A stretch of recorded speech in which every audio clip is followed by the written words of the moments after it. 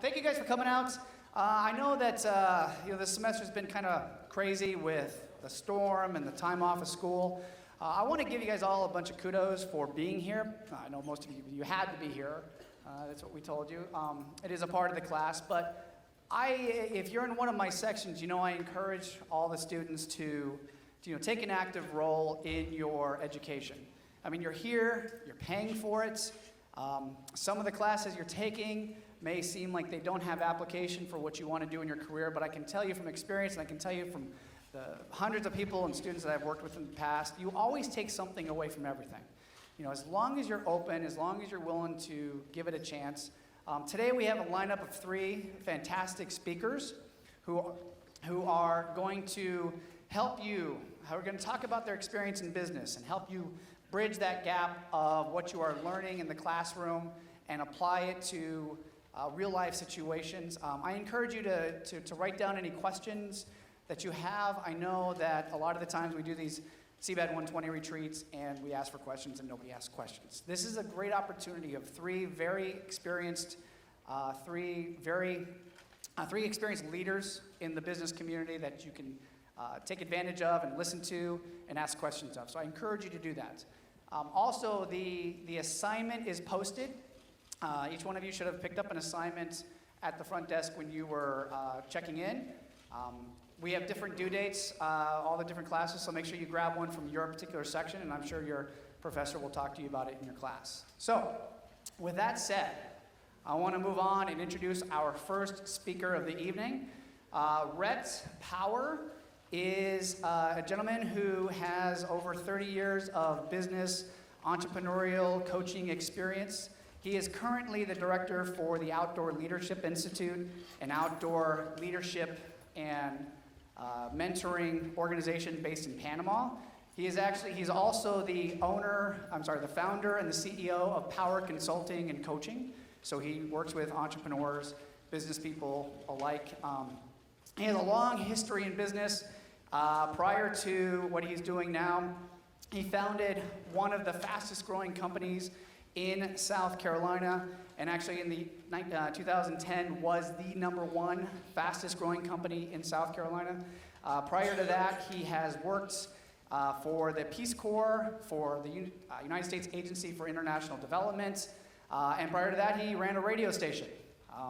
And even prior to that, he probably wouldn't let me tell you this, but he ran for politics. He ran in politics for a state representative seats. He didn't win, which is why he went on to those other endeavors.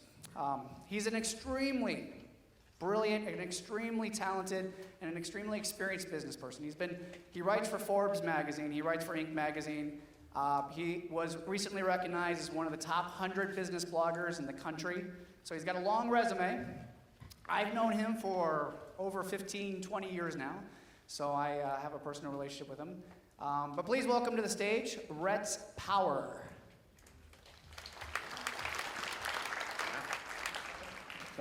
Hey guys, how you doing? Everybody awake? Got that post-dinner, post-pizza, ready to take a nap? Well, I'm not going to let you take a nap today. My name is Rhett Power, as Pete said, and what Pete didn't tell you is that he and I were business partners in that fastest growing business in South Carolina. We were also an Inc. 500 company, one of the fastest growing companies in the United States for a few years in a row. So Pete and I do have a long history, but we also have a long business history. So what I want to do before I get started, and I'm really struggling with these, here we go. I want to pass out some business cards because I want to stay in touch. I like talking to my audiences and answering questions after the event, because oftentimes, if you'll just take those and pass them back, you pass those around the room. If there are any left, share with a friend. But that way you can contact me on social media through LinkedIn, from my website, and through Twitter and Instagram and all those places. Now, I do have some gifts. What Pete, I don't know if he told you, he and I wrote a book together that was a bestseller. I've also got a second bestseller that I wrote, and I have 2 copies tonight for someone in the audience. So we'll get to that here in a few minutes. I've got a third book coming out this year. Hopefully that reaches bestseller as well. So, as Pete also said, I'm a Forbes columnist. I write for Inc. magazine. And I want to get in tonight and talk about entrepreneurship and why I think that this is a good choice and something that you really ought to think about as a career or as a life choice.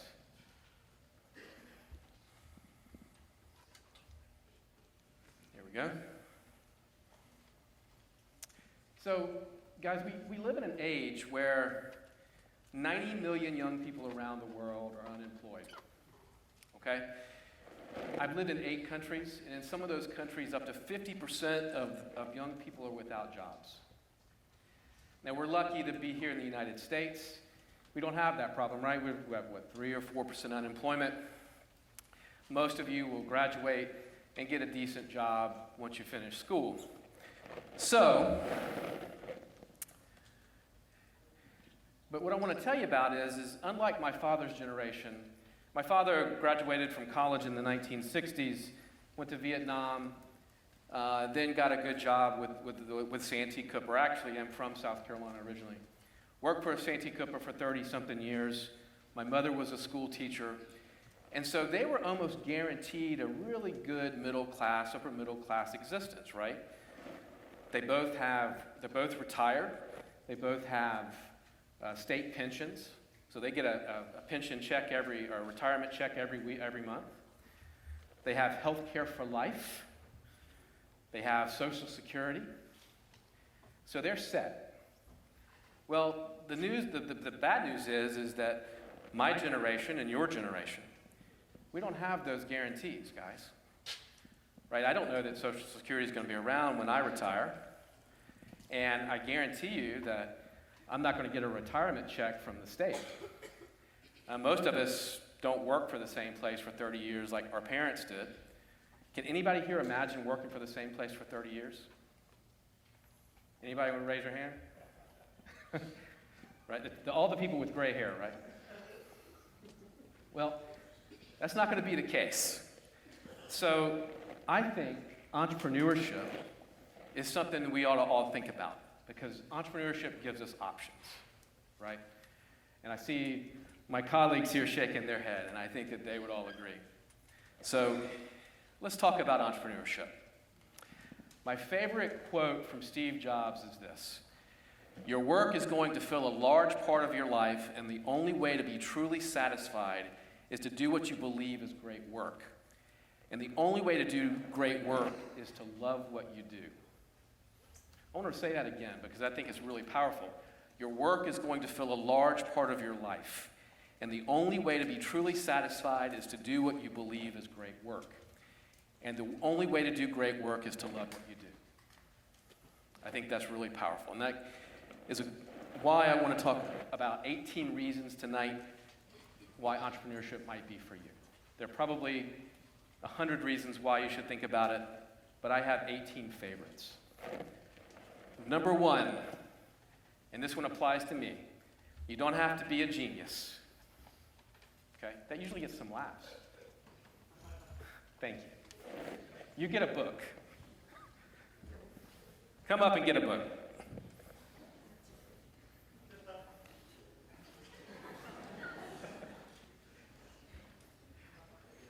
We'll get a picture with that later.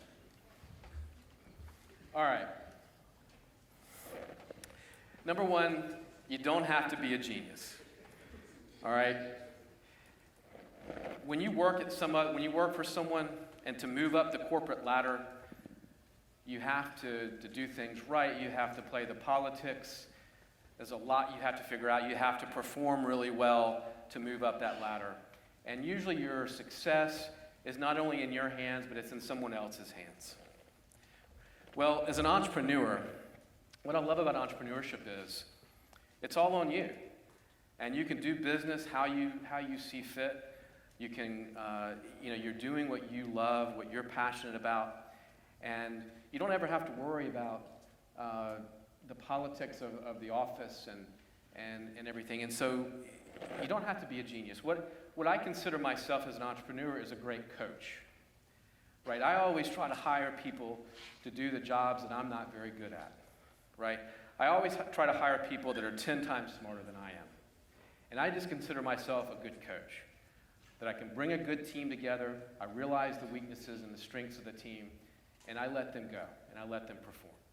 And so, to me, you don't have to be a genius. You don't even have to have a new idea. You can just do it better, right?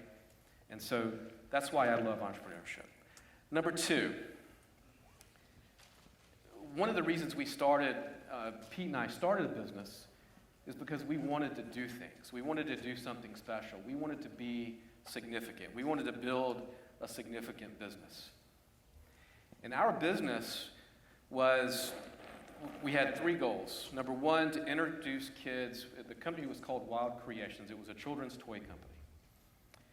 And the purpose of the business was to introduce kids to nature. It was also to get kids off computers and off their devices and outside. And the third was to make kids happy, to bring smiles to their faces.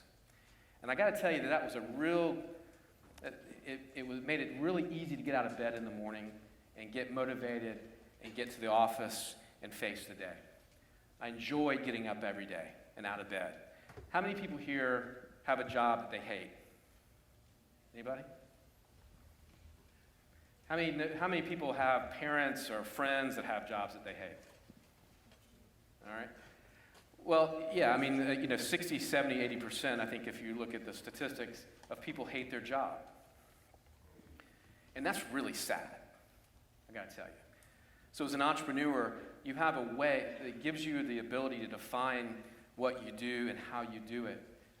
And that leads to happiness, and we'll talk about that in a little bit. Number 3, spending time doing what's important to you. Well, life is short, guys. As I get more gray hair and I get a little older, what I realize is time is my most valuable commodity. It's the one thing that I can't get back. It's the one thing that I don't have any control over. Well, there are a lot of things you don't have control over, but it's one thing that I don't have control over. And so, why spend time leasing out or renting out your services and your time to somebody that's not going to pay you what you're worth and that you're not happy doing? Okay? So, I wouldn't have thought of this when I was your age, and I wish I was your age, but I can tell you just because of a little life experience, don't do something that makes you miserable because you can't get that time back. Okay? Number 4. This is one that really hit me a few times in my life. I will never forget to this day walking into a Toys R Us and seeing a product that had been in our heads a year or so before, sitting on a shelf in a nice box, something that we put our effort and our time and our energy and our love into, and it's on the shelf at Toys R Us. I remember the first time I walked into the Barnes & Noble on 5th Avenue in New York City, and there are 20 of my books sitting on the shelf. You can't replace the feeling that you get from accomplishing something or producing something or making something. Have any of you ever felt like that? You make something that you're really proud of, that really satisfying? How many people? Everybody, right? Well, imagine that feeling every day. Imagine that feeling time and time and time and time again. And that's what entrepreneurship gives you the opportunity to do. You're not going to get that same satisfaction very often from working for somebody else. Okay? Everybody still awake? Yes? All right. Who wants another book? All right, this book requires you to work, so... I'll read it. You'll read it? Come on up here and get it. I thought when I told you it required you to do some work that I might get fewer hands. All right. All right, number 5. Freedom. freedom to do what you want to do when you want to do it. And there are lots of ways that freedom applies, but I'll tell you what entrepreneurship has done for me in terms of freedom. I've gotten to live in 8 countries. I've traveled to over 70. Saturday, I'm leaving for Morocco for 2 weeks to work on a charity that I'm part of. It allows me to go to my kids' soccer games and their music recitals anytime I want. I even go to their practices. My dad wasn't able to do that. So it allows you the freedom and the ability to design a life and a business around what you want to do and how you want to live your life, even where you want to live. And so what I can tell you is it gives you that freedom. Now, you will work harder, and I will talk about this in a minute. You will work harder than you will have ever imagined, but eventually it gives you that freedom to do those things that you really love and how you want to do them. It also means that you can do business how you want to do it, right? It gives you that freedom. And I'm sure some of the other speakers will talk about tonight their experiences, and I guarantee you they do business probably differently than they see some of their other colleagues.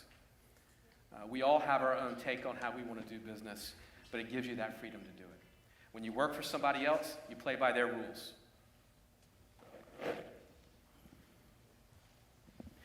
Be challenged. Like I said, you will work harder than you have ever worked in your life. I was always an overachiever. I always liked to work hard. I always liked to do and be the best. Sat in front of the classroom. Was probably a little bit of a nerd in that way. But what I've realized is I didn't know what work was. I didn't know what work was. But as you work hard and you build a business and you build something really special, it leads to all those other things that we've already talked about. Leaving a legacy. Does anybody know what I mean by that? What do I mean? You're shaking your head? What do I mean by leaving a legacy? Building something that you did to outlast yourself, your children are going to see it, they're going to remember it. Those that purchase your product are going to remember it as well. And they'll also strive to be like you or perceive you or do better than you. Yeah, that's exactly right. I remember, and Mr. Gasca remembers this, and you can ask him about it, but I remember in 2010, we were just cranking up the business here in Myrtle Beach. And we got this phone call one day where we had been nominated for Toy of the Year. And so we went up to New York to the big ceremony and the big red carpet. And I remember arriving in a limo. It was kind of interesting. And we're sitting down and the awards ceremony and the dinner and all this. And the ceremony begins and we get seated, and we're sitting next to John Lasseter. Who knows who John Lasseter is? Yeah, John Lasseter is the guy that created Toy Story and Cars and I think Frozen, and he was the head of Pixar. He started Pixar and Disney Animation. And we're at this Oscars of the toy industry or the Academy Awards of the toy industry, and I had to pinch myself. It's like, we have arrived. We are building that legacy company that we wanted to build. And so it gives you that opportunity to leave a legacy, leave something bigger than yourselves and build something that you can be really proud of. Number 8, you can think global. As I said, we were able to design a business. I was able to design a business. We were able to design a business that gave us the ability to live and go where we wanted to go. In 2007, we started with one product. By 2010 or 2011, we had 30 products, and we were a global company. And so it gives you a chance to be as big as you want and to grow and do what you want globally. Personal fulfillment. To me, this was one of the biggest reasons why I got in business, personal fulfillment. I wanted to be and build something that I could look back on and be really proud of. We wanted the responsibility. When Pete and I started our first business here, Mr. Gaskin and I started our first business, we had 6 guys who wanted to do this. We wanted to leave the company we were working for, all put our money together and go in and buy a company. Well, when it came time to write those resignation letters, he and I were the only 2 that did it. And everybody else looked at us and said, well, it's kind of dangerous, and we feel sort of insecure about doing it. But we charged ahead and we kept going because we wanted something different. We wanted that personal fulfillment. We wanted to do it on our own. I didn't want to build someone else's dream. I didn't want to continue building somebody else's dream.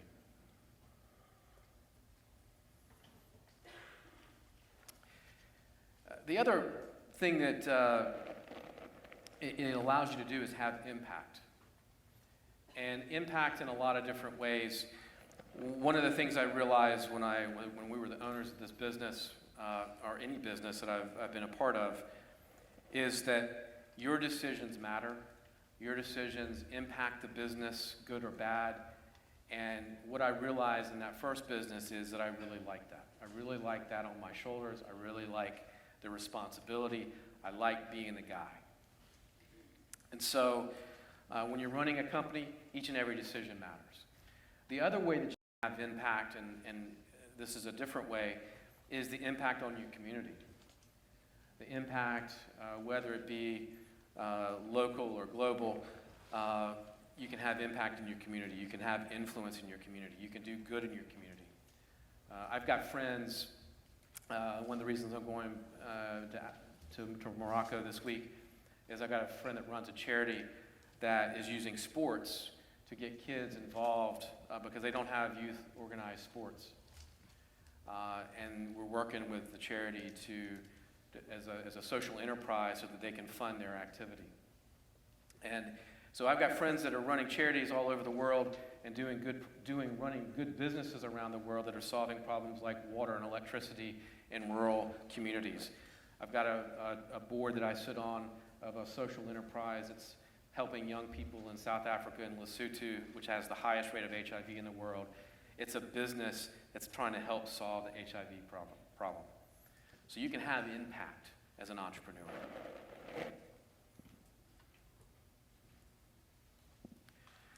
The other thing I didn't really think about until I started a business and someone sort of brought this to my attention is the impact that you have on people's lives. You know, when we had 100 employees here in Myrtle Beach, I thought we had 100 employees, but if you think about it in a broader context, their spouses and their significant others and their kids. So we didn't have just an impact on 100 people, we had an impact on 500 or 600 people. And all the things that they could do with their salaries that they earned with us, you know, that had an impact at the grocery stores. It had an impact across the board. It had a big and broader economic impact than I could have imagined. And so when you think about what that impact can do on a community, that's pretty powerful. And so think about it about what you can do to help, and that's the people that you hire, the people that work for you, the people that are on your team. You're really helping them and supporting the community. And the other thing about small business that I find remarkable is it's the driver of the U.S. economy. Small, medium-sized enterprises are responsible for the greatest employment, and they're responsible for the greatest GDP in the countries in terms of business. Number 12.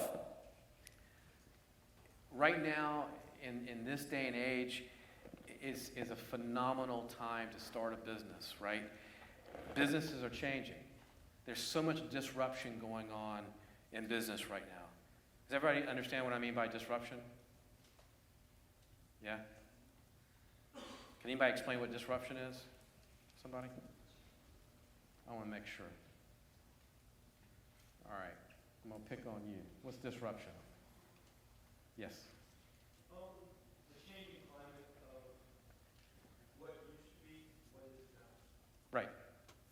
That's a great way to explain it.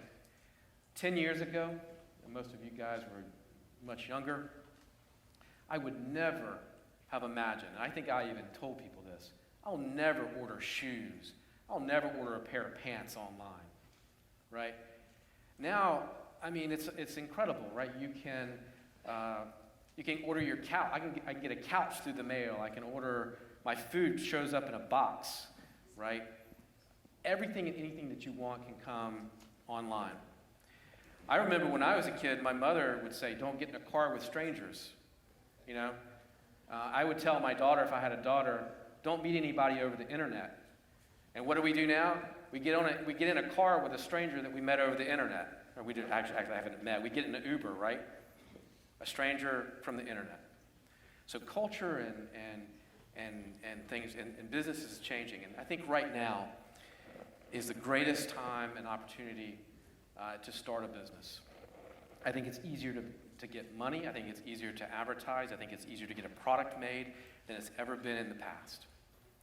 And so I think this is a great opportunity, and people will argue with that premise, but I think this is a great time to start a business. And I don't think any business is immune from disruption. I think there's a chance in every business. I don't think there's anything that's insulated from that change. The unknown. What I realized about myself, and that's why this is up here, is that I like the unknown. Business will throw you for a loop all the time. And if you don't like that challenge, if you don't like the unpredictability of it, then you're probably not going to like entrepreneurship. But I can tell you it's exciting. I'm an adrenaline junkie. If you look at my social media, I've chilled out a little bit in my older age, but it is an adrenaline rush every day because you never know what's going to happen.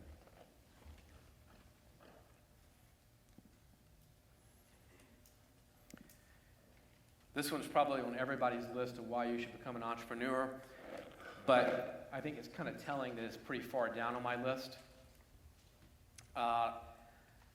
But it is truly the only way to get paid what you're worth. Now, unless you're really, really, really lucky enough to become the CEO of Apple or IBM or one of the other big companies, then you might get paid what you're worth.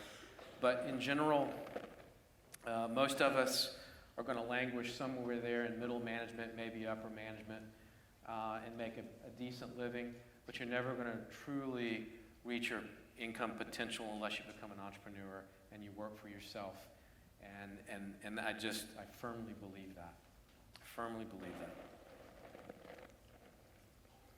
And that goes on to this number 15, providing a better quality of life for those in your family and those that are important to you.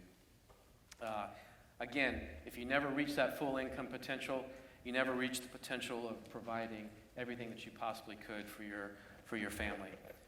And that means providing for your kids' education. I mean, imagine being able to provide, your kids' education debt-free. Who here has a lot of debt coming out of college? I know I had about $80,000. How much? Anybody willing to say how much they got when they graduate? $50,000? $40,000? $60,000? 42. 42? That's a lot, guys. And you're going to be paying on that for 10, 15 years maybe? I bet some of the professors here are probably still paying on their debt. So if you can get your kids through college and the people that you love through that without any debt, that's a huge bonus in starting life. I've already talked about this a little bit, designing the lifestyle that you want. One of the perks of entrepreneurship is, again, doing what I want when I want to do it. Number 17, happiness and confidence. And this is sort of a cumulative thing that happens, but when you have job satisfaction, when you're creating things, you have the money, all of that plays into your happiness and confidence. And again, when you do something that makes you happy, right? One of the things I knew about myself is if I sat in a cubicle for 30 years, I'd be the ugliest person in the world, right? So that's why entrepreneurship, I knew that I had to do something. When we made that leap and decided to start our own business, I was 35, and I tell you what, I woke up every day, and I looked in the mirror and said, you know, I should be happy. I'm a management consultant, I'm making really good money, I'm getting to travel, but something's missing. Something kept nagging at me. Something kept nagging at me, right? I wasn't happy. And the minute I got those keys, I remember the realtor turned over the keys to the business, right? I was happy. I was stressed, but I was happy. And I woke up the next day ready to go without that nagging feeling. And I hadn't had that nagging feeling since 2006. But when you're happy and content and things are going good in your life, and it gives you confidence, and that confidence and that happiness rubs off on everybody around you. We all know people that are not happy, right? They drain your energy, right? Does everybody have one of those people in their lives? Yeah. Well, don't be one of those people. And I think entrepreneurship can maybe help you with that. All right. Sometime. I think I ran out of battery.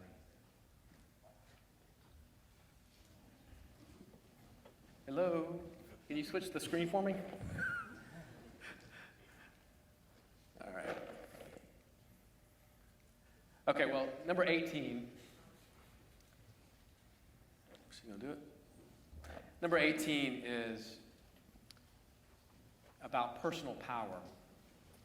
And what I was going to say is about increasing your personal power is this. Oh,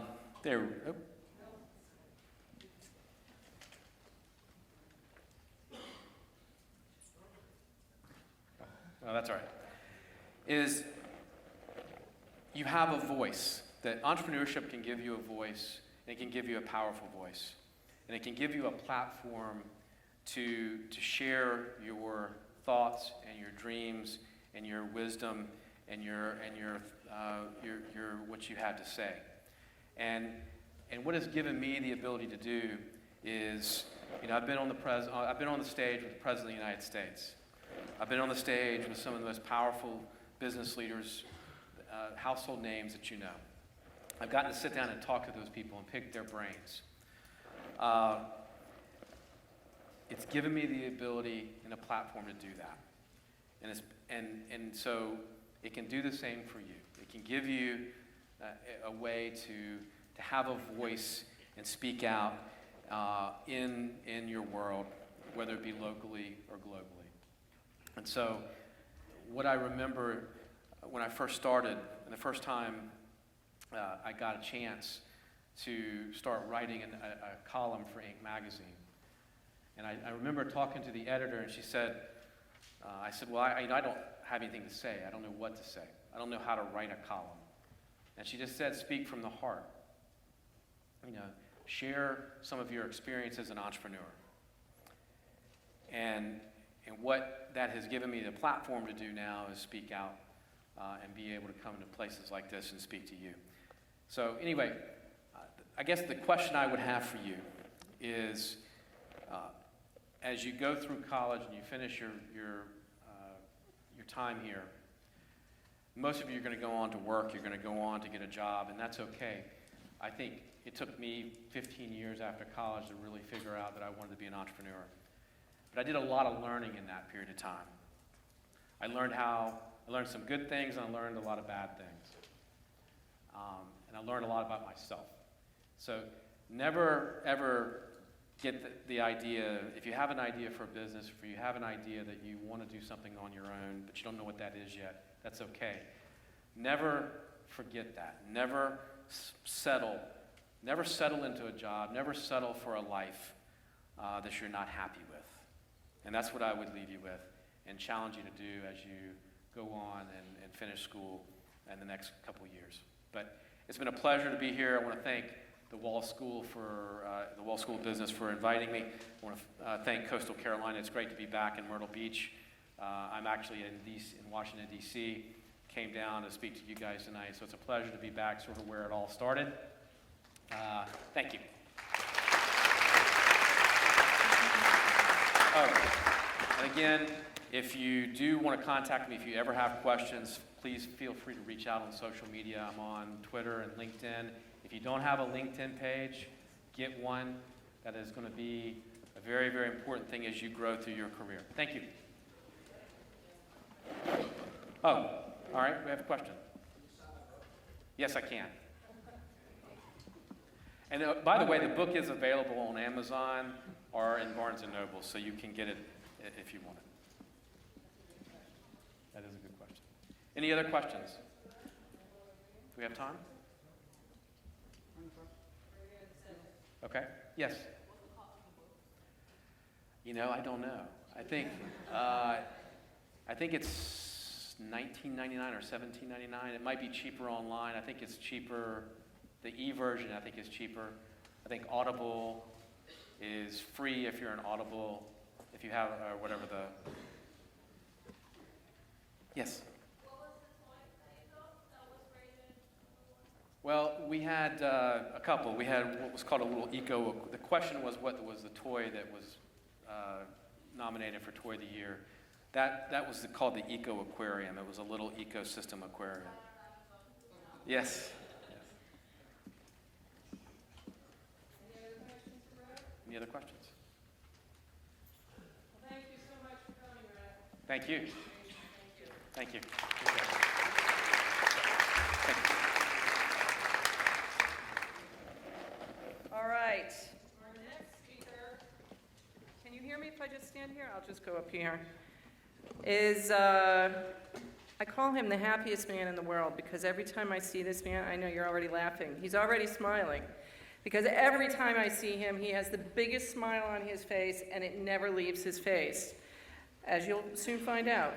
So, Sam Frank was born in 1944 in LaGrange, North Carolina. In 1966, he earned a bachelor's degree in chemistry from North Carolina Central University, and shortly joined the Army and eventually earned the ranking of captain.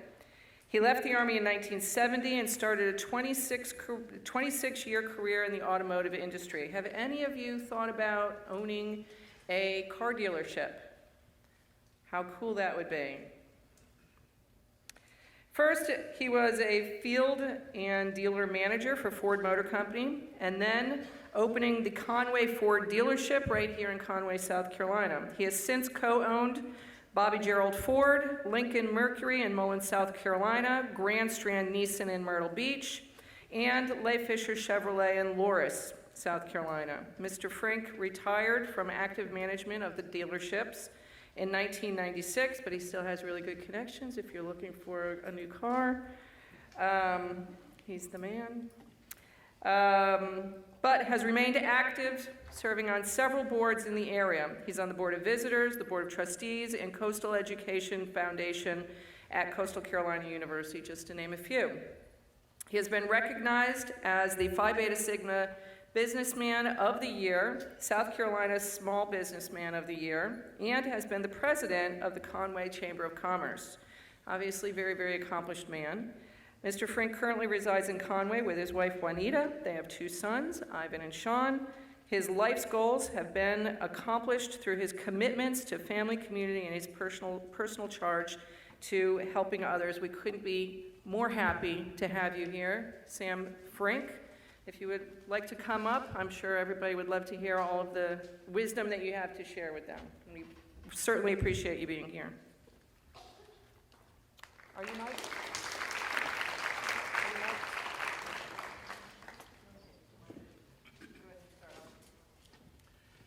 Good evening, everybody. And we were led into this by a dynamic presentation, and I hope you took some notes because I'm not sure I can share as much wisdom with you as was shared a few minutes ago. I grew up in a little town just like Conway. The only problem, that town wasn't near the beach. And so it continues to be a real small town with one red light. Okay. That one red light is between the liquor store and a church, so you've got a choice. If you get stopped at that red light, you can either pray or get drunk. But it's a dynamic little town, and I'm still proud of it. I go back there at least once a year. My daddy was principal of the school for about 18 years until I got to the first grade, and he made it all the way till the month of May before he decided he was ready to go home. But he had a dynamic experience as principal of that little school. Until today, it still has his name on it. So he touched a lot of people in that community and made us all very proud. My mother was also in education. Unfortunately, after she saw the effect I had on my daddy in the first grade, she decided to go back to graduate school and get her master's degree so she wouldn't have to teach me in the 8th grade. And she became librarian and served for 40 years in the school system. So I've got educators in the family, but I just didn't think that was for me when I came out of North Carolina Central back in the 60s.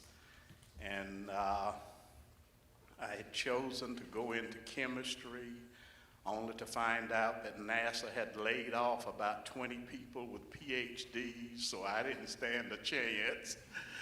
And I went on into the military, which I really enjoyed. It was a great learning experience. It helped me to grow up. It helped me to become much more familiar with different walks of life. And I'm very thankful for the 4.5 years that I spent in the military. Thank God I had been in the Boy Scouts, and they prepared me for basic training as a non-commissioned officer, as well as for basic training for a commissioned officer. My younger son has just finished 18 years in the military, and we are very proud of him. I'm very thankful for this institution. I've been blessed, although I'm still a teenager. I've had a son graduate from here, a grandson, and this summer in August, my grandson's girlfriend graduated from here, so we didn't have to take on another dependent. But this institution has been a large part of my life and a blessed experience for me. I've seen it grow, and hopefully I've matured a little bit in the years that I've been involved with Coastal. We're really proud of what you all are doing to get recognition all over the world, whether you're in athletics or strictly academics. This is a dynamic institution, and we are very proud of it. We are very proud of you, and we hope and pray that you all are telling us what you need so that we can better supply your needs. Are there any questions that you all might have for me? Okay.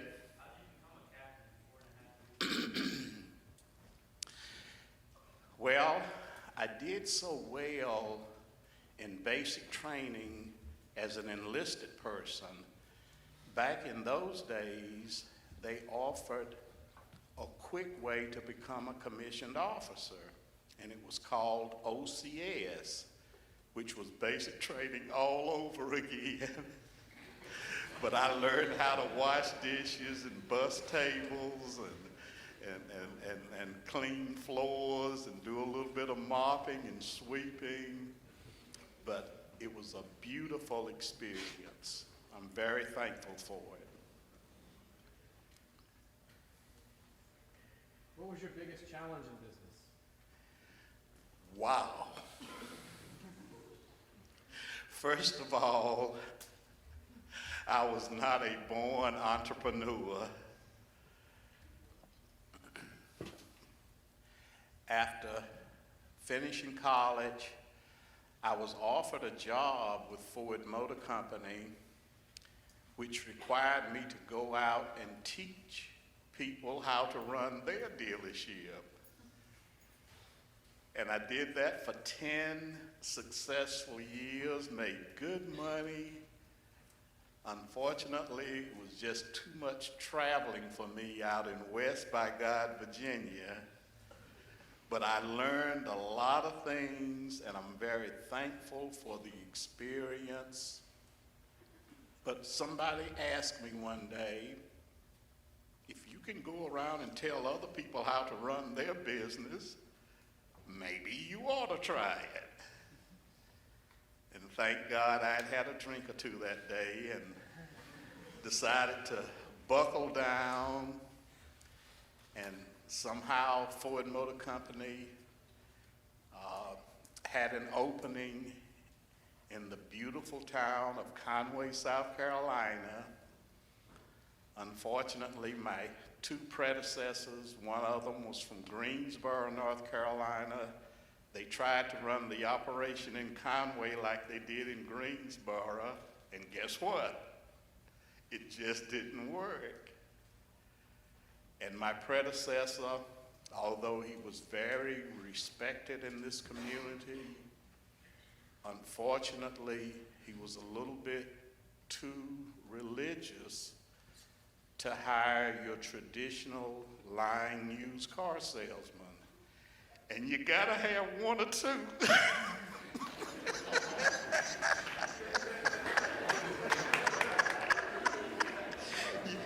You gotta have somebody that's gonna tell that customer what they wanna hear. But I tried to learn something from both of my two predecessors who lasted 3 years apiece. And the second guy almost begged me to come to Conway because he was ready to get out of the business. But I'm very thankful and grateful. I was told 32 years ago when I came here not to unpack my duffel bag, that I wouldn't be here that long. But it has been a very blessed opportunity, a very blessed experience, not to even mention the experience I've had here at Coastal Carolina. Never even dreamed that I would spend this much time on a college campus, but it has really been a blessing in my life, and I hope that someone has been blessed in exchange. Any other questions? Yes. What is your biggest accomplishment? I'm sorry? What is your biggest accomplishment? Now, you're not supposed to ask that of a line used car salesman. But I've been recognized. I've won trips to over there to see the Pope, even though they never did teach me how to ski, but I had about 4 or 5 trips over there for selling many more cars than they ever dreamed could be sold in Conway.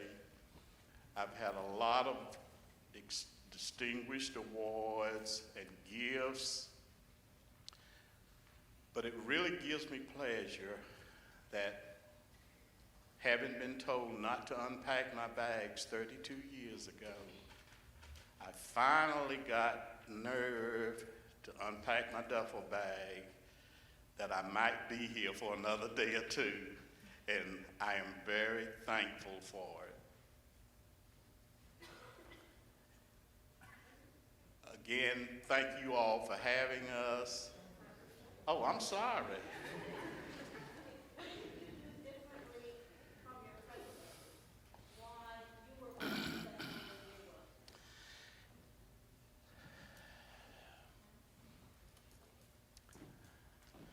I was very fortunate to get wisdom from both of my predecessors. Both of them weren't embarrassed or anything. They were ready to talk. And I tried to learn from them. And one of the most important things was becoming involved with the Chamber of Commerce. As she mentioned, they were naive enough to make me president of the chamber. But getting involved with that chamber gave me the experience of dealing with so many other business people. I couldn't have learned it in any institution, but it was a good experience, and I took advantage of that learning experience, and here we are today, 32 years later. It's just been a blessing. Again, thank you all for being here, and let us know what we need to keep doing to encourage you all to move forward with your lives.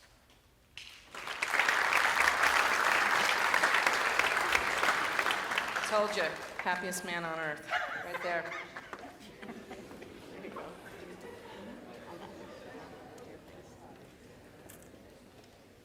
Hey guys, I don't know how we're gonna top Sam, but we have a third speaker. It's my pleasure tonight to introduce Tony McAfee. Tony grew up in Jacksonville, Florida. He's a graduate of the University of Florida with a degree in finance. He was employed by State Farm for 20 years in roles as claims, underwriting, marketing, public affairs, human resource, agency leadership, and in 2010, Tony opened his own State Farm here in Carolina Forest. He has been involved in the community. He's been the chairman of the board of Ridgewood Global Studies Academy, a charter school in Florida. He's a member of the Wall College Board of Visitors. He's the vice president of administration for the 100 Black Men of Myrtle Beach. In his personal life, he's been married to Sabrina for over 27 years. He has a daughter, Brianna, who attends the University of South Carolina. He has a son, Anthony, here at Coastal Carolina University, and in his free time, he likes to spend time with his family. Please help me welcome Tony McAfee.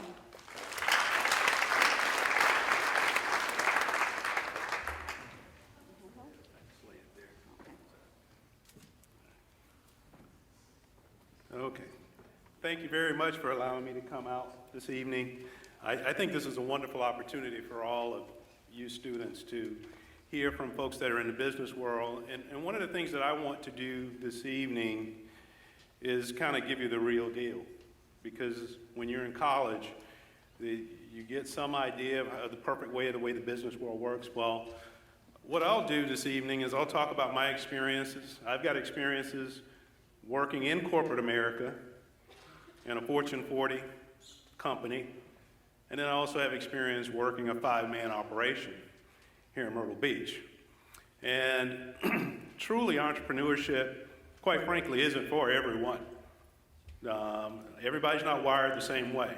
So there may be some future fantastic entrepreneurs in this room.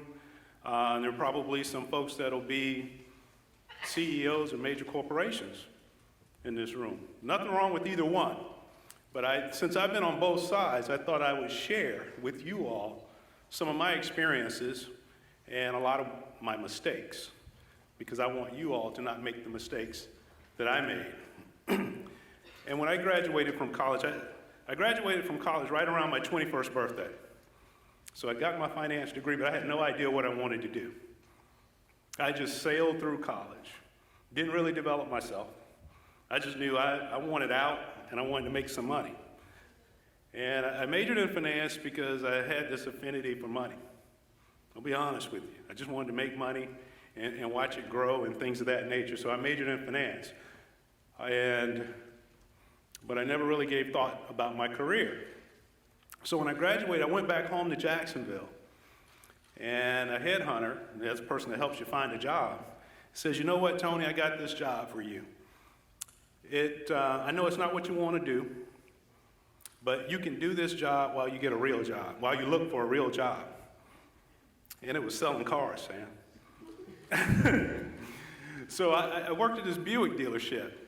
And my whole intention was to go there and hang out while I found my real job. Well, all of a sudden, I started selling all these cars. And as Sam can attest, if you can sell a lot of cars, you can make a lot of money.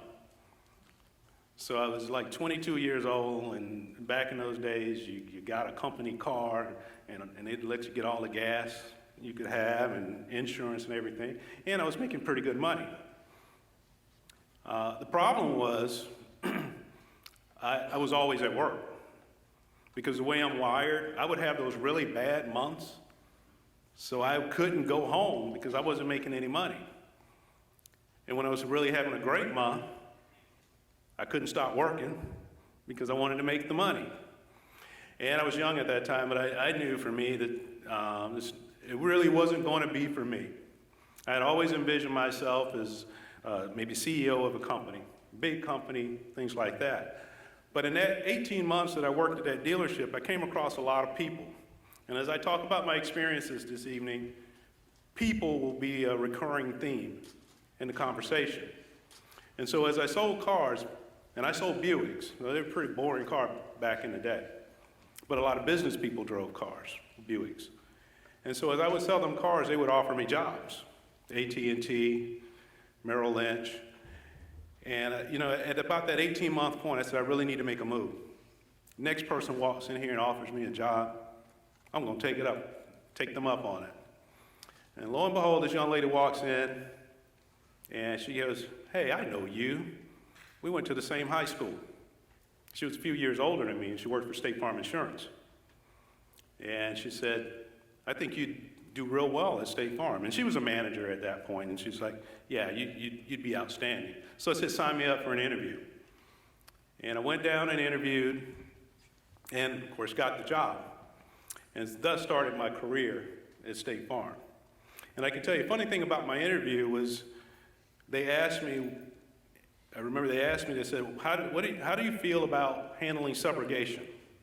I don't know if anybody in this room knows what subrogation means. And I didn't either.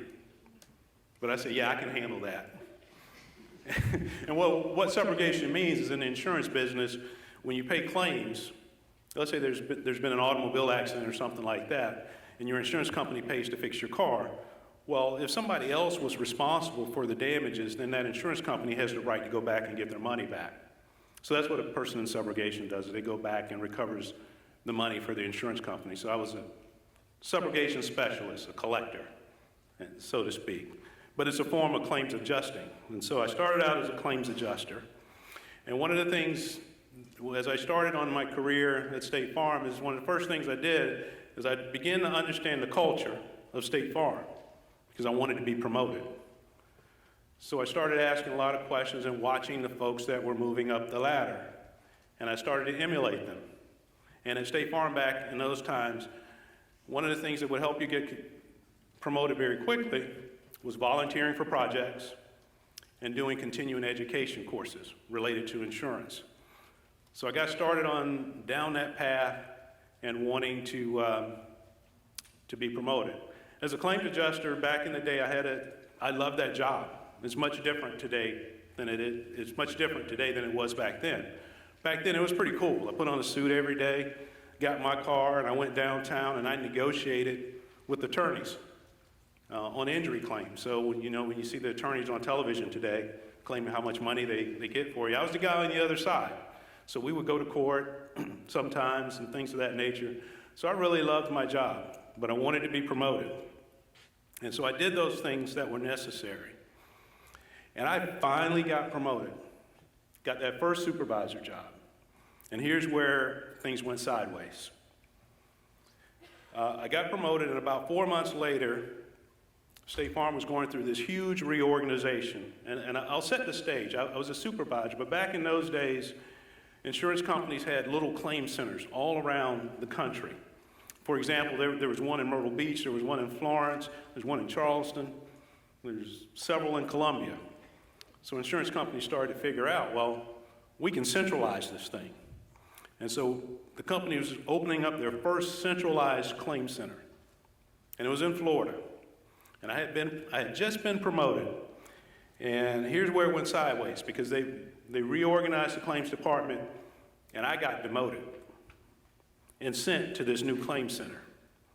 Now, I was not a happy camper. I had a bad attitude, because not only had I been demoted, and all my peers that were supervisors through this process, they got promoted. So I went backwards initially. And I went home and I complained to my wife and anybody else that would listen about how I had been done wrong, because I had some ego. I thought I was the best. And so when I went to the new town, it was Winter Haven, Florida, and the way it worked out, before I got there, then I got promoted back to the same level that I started as supervisor, but I still wasn't a manager like my peers. And so as I started to go to work, I did everything I could to get out of Winter Haven, Florida, because I was supposed to have been promoted. But here's what I was missing in all of that. And nobody told me, but I had to figure it out. And for human resources reasons, they can't tell you certain things. But they wanted me in that new center. All the eyes were on that center, and I didn't see that. All I was trying to do was get out of there. Every chance I got, I was posting to get out of that position. So what I say to you, if you're in that position or wherever you go to work, look at it from a big picture standpoint. Don't always take the narrow path of what things look like right in front of you. Don't be so myopic. Look at the big picture. And here's what happened when I went to Winter Haven. I got on the bad side of the lady that brought me there. She was highly pissed off that I was upset. And so she was there for about a year before she got promoted again. And things were rough for me. I couldn't get promoted. And it was because she was mad at me. That's the bottom line. She was really mad at me. Well, she got promoted and another person came in. That new person loved me.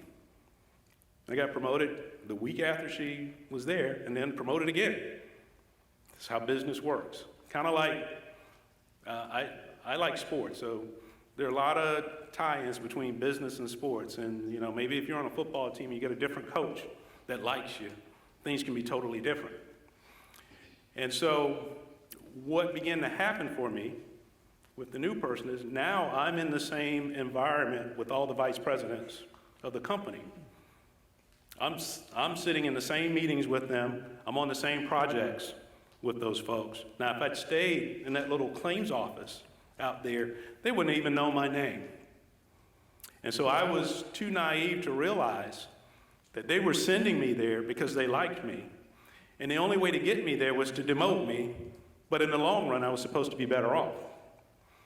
And so by being there, I had an opportunity to work in a lot of those departments. I managed the human resources department, managed in accounting, managed in marketing, underwriting, all those things that are part of State Farm.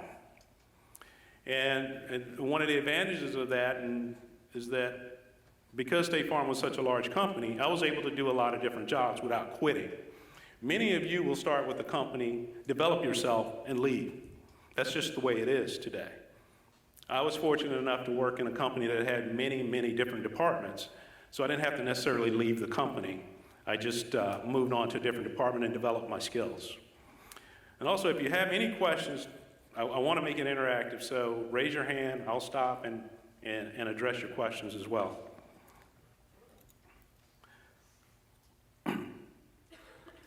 So as I got through that period and sort of became one of those stars of the company, if you will, and getting decent raises, but I was always a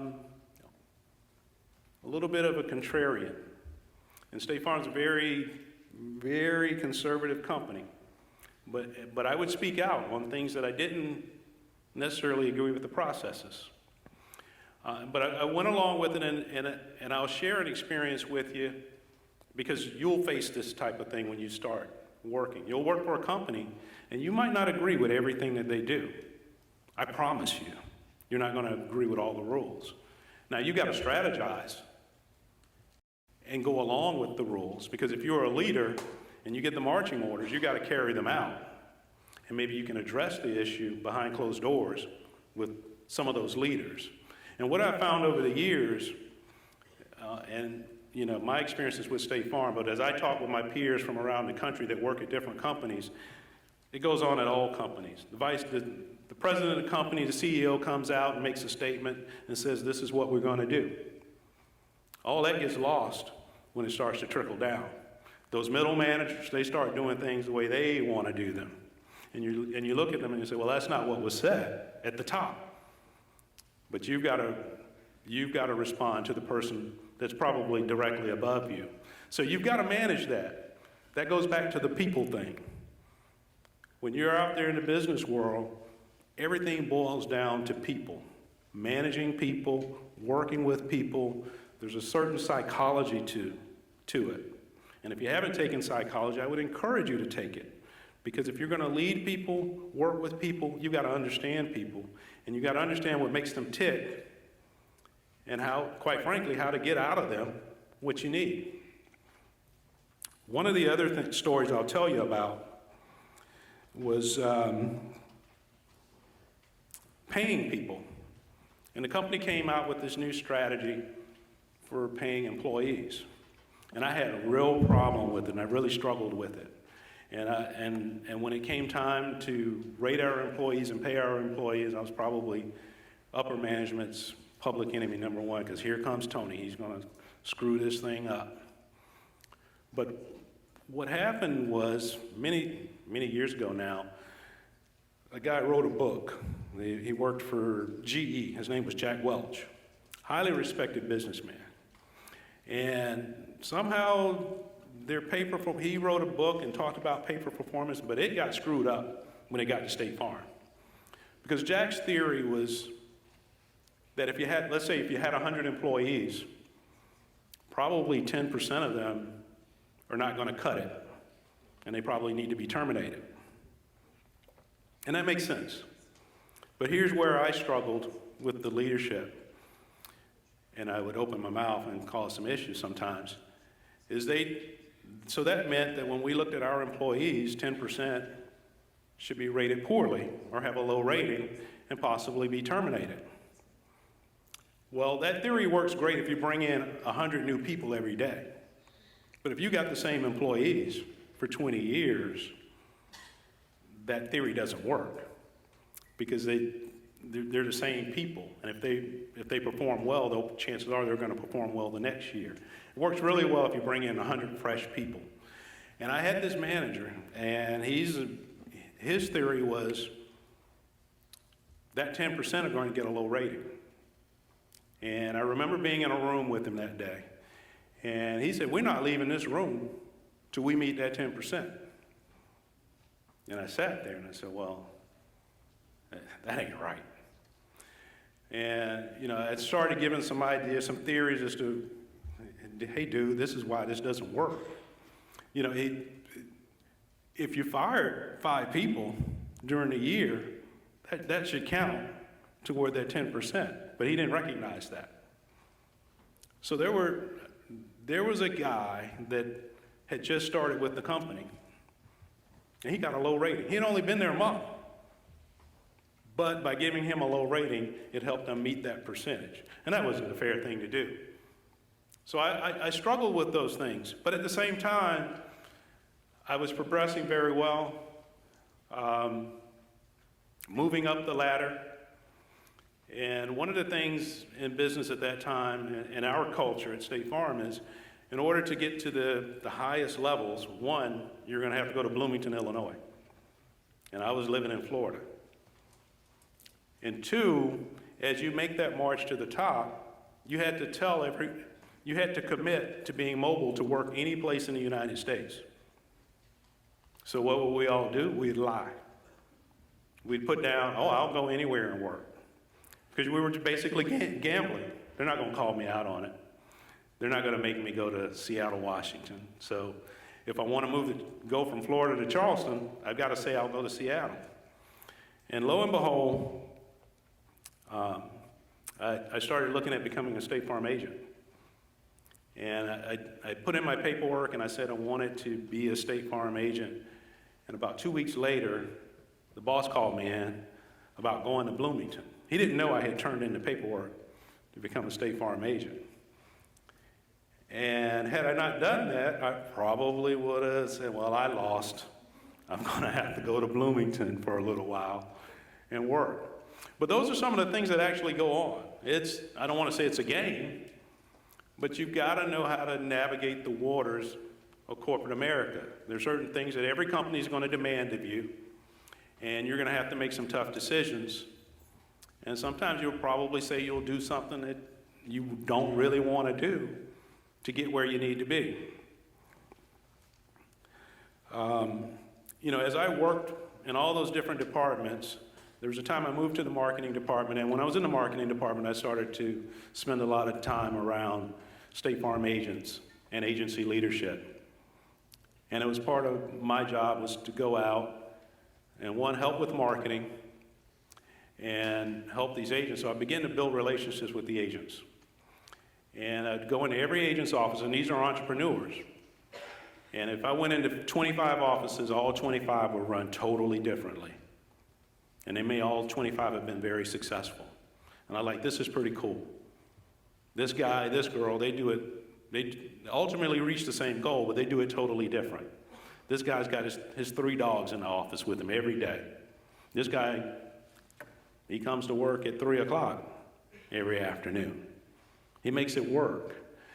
And, I think like Rhett said, to be an entrepreneur and to be successful, it's not rocket science. And so I would look at these agents and I go, if that guy can do it, I know I can do it. And so sure enough, I was right. And when you talk about relationships, when I worked for the company, I volunteered for this program. Remember I talked about volunteering and to be promoted. I volunteered for this program where I would go into an agent's office that maybe had died or was very sick. And I guess for regulation purposes or something like that, they needed a State Farm person in there. So I would go into that office, I'd sit there, and all the employees, they would run the office. They'd do whatever they needed to do. Well, fast forward maybe 10, 15 years later, and I have expressed an interest in being an agent. This guy calls me, and he says, Tony, how would you like an agency management job? That'll get you some more exposure to the people that make a decision on who's going to be a State Farm agent. His name was Craig. And in State Farm's culture, remember we talk about culture, if someone in upper management asks you to do something like that, they're kind of telling you it's yours. And if you don't do it, you might not ever get a second chance. So he offered me that opportunity to move to West Palm Beach, Florida, and work with him and his agents down there. And this had happened after I had decided to become an agent. I'd gone on a couple of interviews and had not had a successful interview. Because again, in that culture, the folks on the agency side of State Farm, their thoughts were that people that worked for the company couldn't sell. They were lazy. They had this old cush job, 9 to 5, they can't sell. So I had to break that image. And so I had to get out and meet these people. And so Craig offered me the opportunity and I took it. I had totally forgotten about this guy. He says, you don't remember me, do you? I said, you look familiar. He says, you came down and when my dad died, you ran his office and I worked in there. I said, yeah, you're right. He said, yeah, I remember you. And so that's what triggered him to call me and offer me that opportunity to come down there and work for him.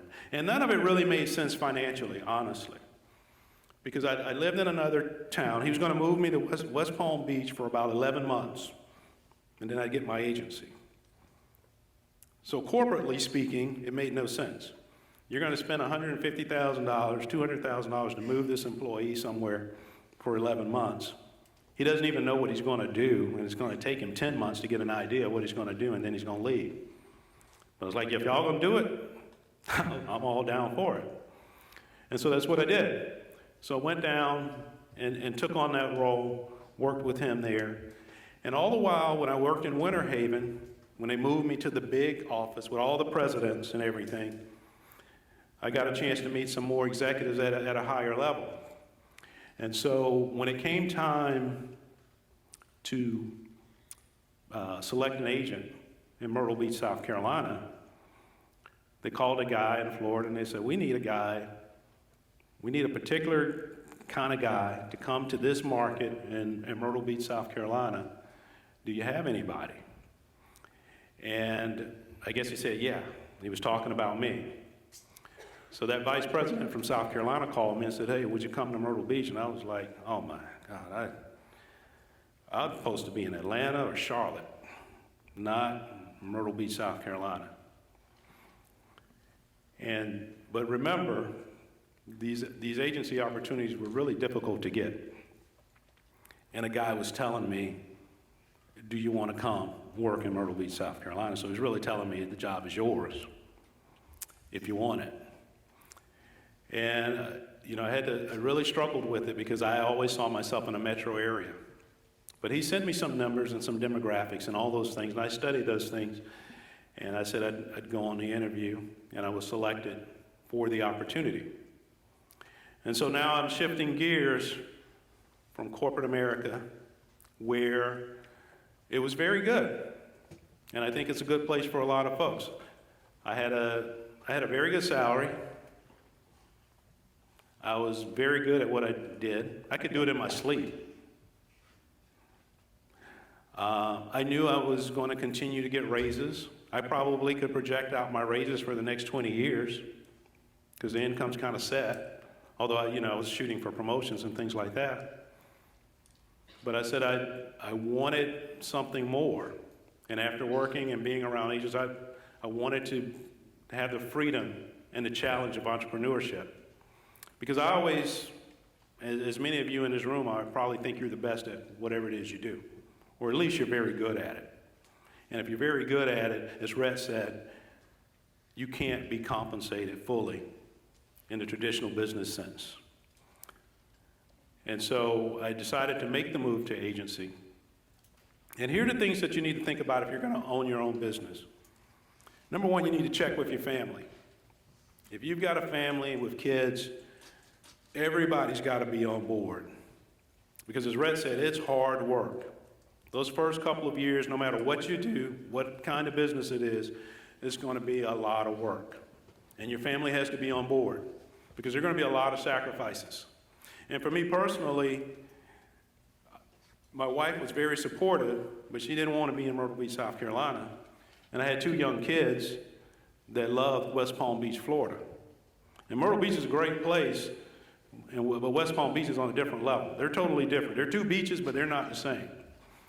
And so my family was enjoying West Palm Beach, Florida. I uprooted them, moved them to Myrtle Beach because I had this plan to open my business. And fortunately for me, everybody was on board. But I've got friends that were going through the same process, and maybe if their spouse wasn't on board, it cost them. It cost them their spouse. Or maybe the opportunity just didn't work out for them. So if you're going to be an entrepreneur, I think it's a great thing, but you've got to be prepared. So you got to make sure you're comfortable with it. If you've got a family, make sure your family's comfortable with it.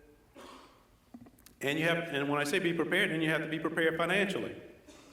So I've been saving my money, and then I took some steps before I opened the business because I knew once I opened the business or became an entrepreneur, I wasn't going to have the same income I had before. So I started to open up my lines of credit while I was still employed by State Farm. Because I figure once I leave and I go to the bank and ask for a loan, I'm not going to have a salary to justify the loan. So start to make preparations financially, saving money, investors. If you can open lines of credit, if you have the means to do that, I would do that before I embark on the business. Because maybe you've got the salary to justify those lines of credit. And then once you start the business, you've got to work really, really hard. You've got to make sure that you excel at whatever business it is. Whatever it is, just make sure you excel at what you do.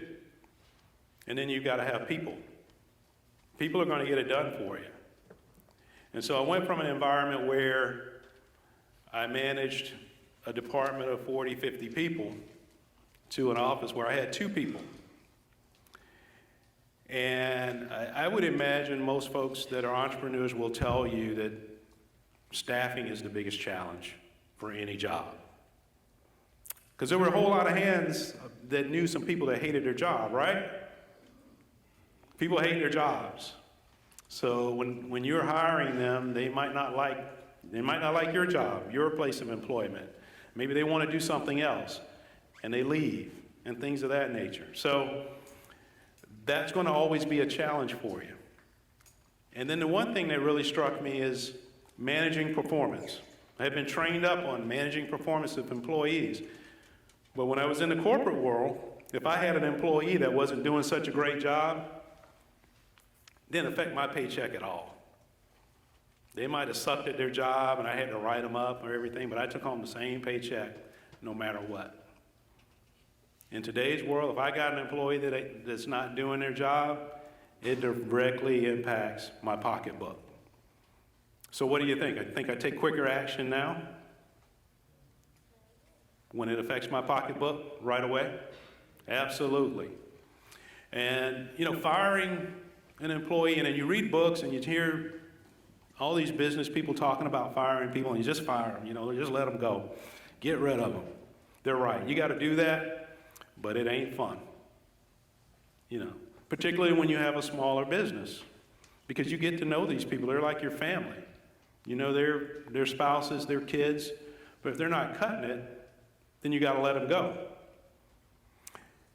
And so what I would encourage you to do, whether you're working in the corporate world or if you're just managing your own business that's small, 5, 10 employees, if you've got an employee that's not doing a really good job, document it. Document it, document it, document it, document it. And that does a lot of things for you. To me, when I talk with people, it makes firing them very easy. Well, not very easy, but it makes it much easier. Because if I've been meeting with someone and you've been documenting their performance and telling them that they need to improve, and you've been doing that consistently, one, they'll probably quit because they know what's coming. So you never have to say, you're fired. And 2, if you've been documenting their performance for a period of time, they can't really challenge it because it's like, look, for the last 3 months, we've been talking about this issue and I've been asking you to improve it. And maybe you didn't. So in my mind, at least for me, when I have to terminate an employee in that situation, it doesn't bother me as much because I've given John every opportunity to succeed. And maybe he just didn't take advantage of it. And it also helps, if they want to challenge it and they want to collect unemployment or something like that, the unemployment folks will maybe ask about that situation. And if they truly didn't do their job like they were supposed to do, they don't get unemployment. And my unemployment rates stay low, again, impacting my pocketbook. So owning your own business has its own challenges. The income is nice. I think as Rhett put it, time is probably the biggest perk to me. The ability to have time to do whatever it is I need to do. When my children were younger in middle school and high school and cheerleading and playing sports and things like that, I was able to be at every event. I don't think I ever missed cheerleading with my daughter, a dance recital. I've never missed one. I've never missed one of my son's football games, basketball games, track meets, or whatever. I've always been able to go there. And even I can, with athletes and going to camps in the summertime, I was able to take my son to every football camp that he wanted to go to. We could just take 3 weeks and go to football camps all over the country. And so I was proud to say that I was able to do that for my family.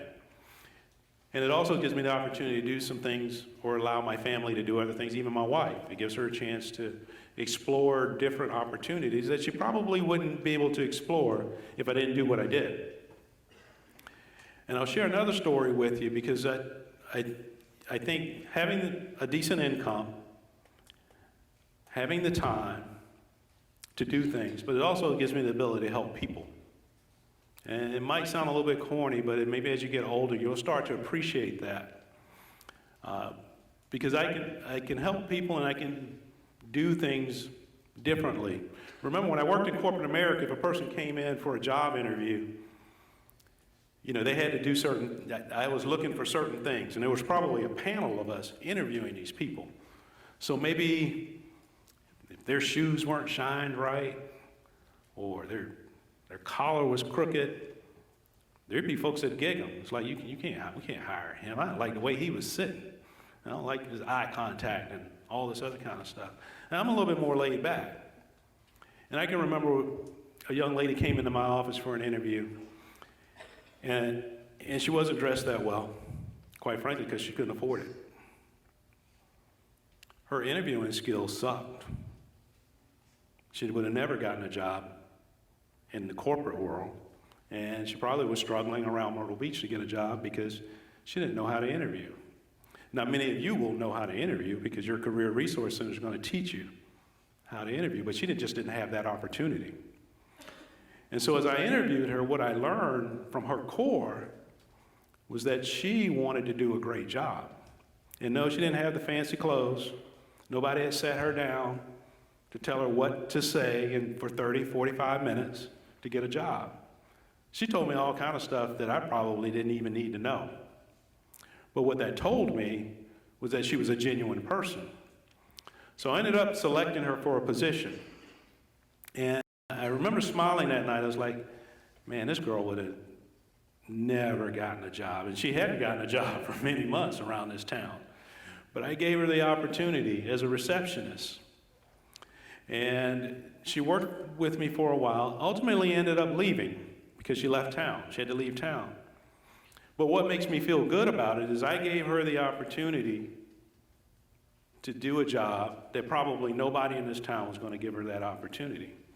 She developed a set of skills to work in an insurance agency. And I'll be the first to admit, she might not be able to work at a lot of other places. But if it's an insurance agency, the girl kills it. So what makes me feel really good is she can work in an insurance agency. She knows a State Farm agency all the way around. And there's 16,000 State Farm agents in this country. So do you think she ever have a problem getting a job? And so that really makes me feel good that I gave her that opportunity to do that. And those are some of the things that come out of entrepreneurship, is you don't have to follow all the certain kind of rules. You kind of do what you want to do and hire some edgy people, things of that nature. And I think Rhett touched on it. The other thing that I would add is when we talk about hiring people, don't hire people that are just like you. Make sure you're hiring people that are different than you, that think differently than you. I think you'll find yourself struggling if you've got an environment where everybody thinks the way you think. Look for diversity in your employees, diversity of thought. It will help your business grow. Now, are there any questions?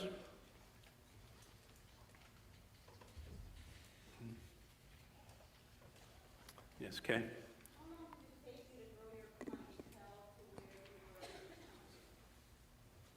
I'm not comfortable yet, but I know what you're getting at. When I started the business, there are a couple of ways in our organization that you start. And I got the toughest way. I didn't have any clients when I moved to Myrtle Beach. I didn't know anybody in Myrtle Beach when I got here. The alternative plan would have been an agent retired or died and then just take over their customers. But Myrtle Beach is a great marketplace, and nobody was dying, and ain't nobody retiring. So I had to start from scratch. So I started with 0 customers, and it was a real challenge. But I was in a great market, and I was able to grow to a point where, you know, it was beginning to make money and being comfortable. And if you want to compare income possibilities, it kind of as Rhett talked about earlier, probably in 5 or 6 years, I made more money than it took me 20 years to make managing at State Farm. And I made a lot of money managing at State Farm. Yes?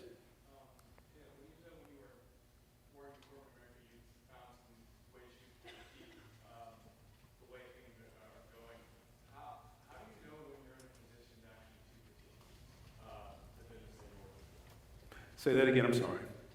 How do you know when you're in a position where you can critique, like, things that the business world does?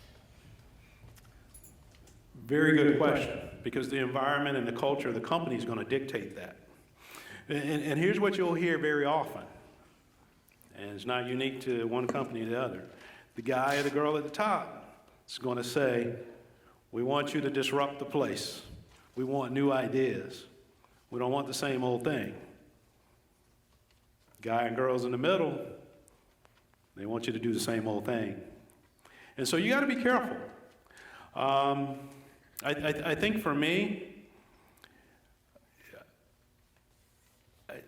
I would just, you know, if I didn't think something was right, it's just in me to say that it wasn't right, or maybe not necessarily wrong, but here's some other things to think about. And then there are people, for me, there are people in that company or that culture that appreciated that. So there may have been some that's like, oh, here he comes, he's going to mess up the meeting. But there might be somebody over here that's watching, and they go like, you know, that guy's making sense. He doesn't do the same thing over and over and over, like we've been doing it for the past 10 years. So I sum that up to say that wherever you work, if you're in a corporate environment, you need to understand the culture of that company. And that will lead you to help you understand how to do things, how to disrupt. Because you can't just go in and disrupt, because you might get it out on your butt. So you need to understand the culture of each unique organization. Yes, sir.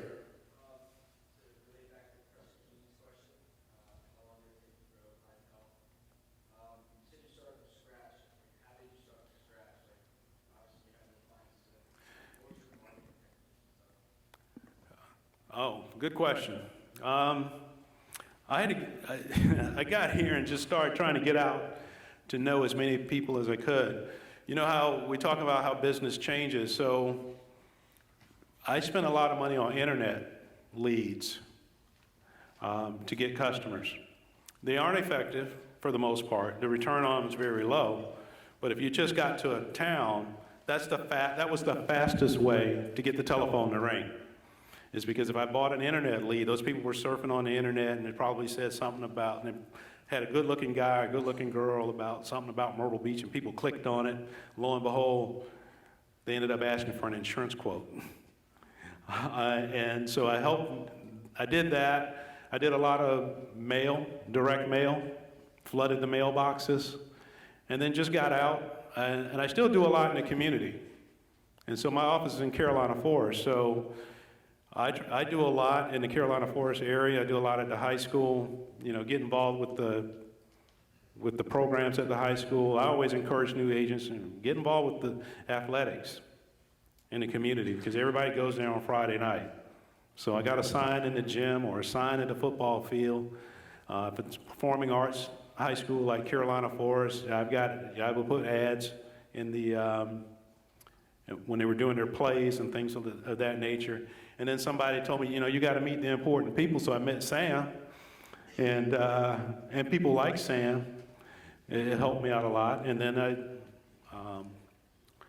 I joined the Board of Visitors in the Wall College. And so that helped me out in terms of meeting some of the folks here at the university. And when new professors would come to town, they would send them to my office to get insurance.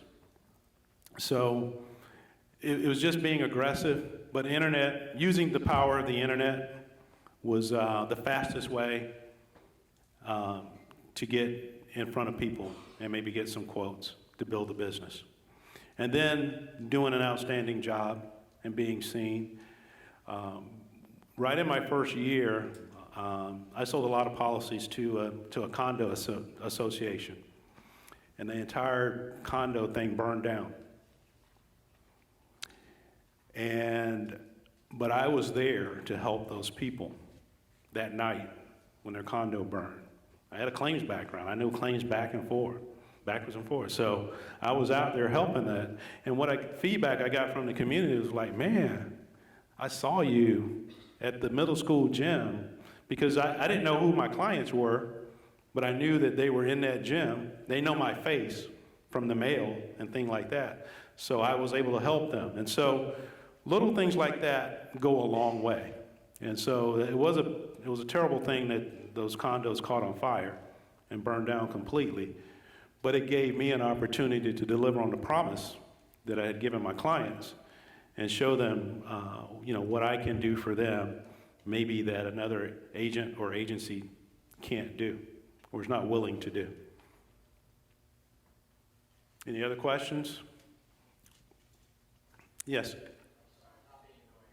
No, this is why I'm here. I want questions.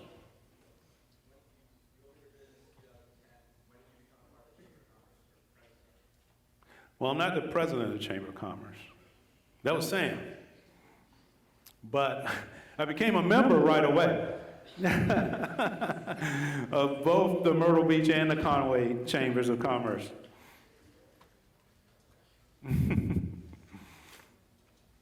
Any other questions? Thank you. I appreciate the opportunity to speak with you all.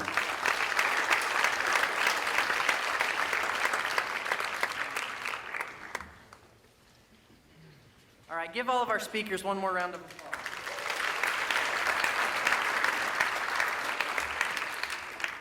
So I am Jake Vogel, for those of you that don't know me. Some of you are my students, many of you are not.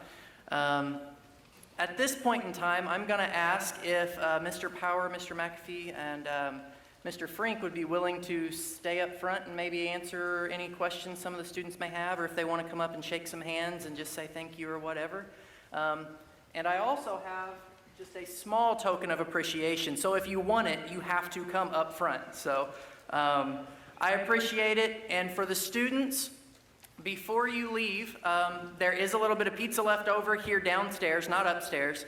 When you walk out, it will be on your right-hand side. Feel free to take a piece of pizza or two on your way out. It will be cold, but you are welcome to have it. And know that we do have our 3 speakers that are staying up here to answer any questions, shake some hands, and meet some people. So thank you all for coming. Have a good night, and we'll see you later.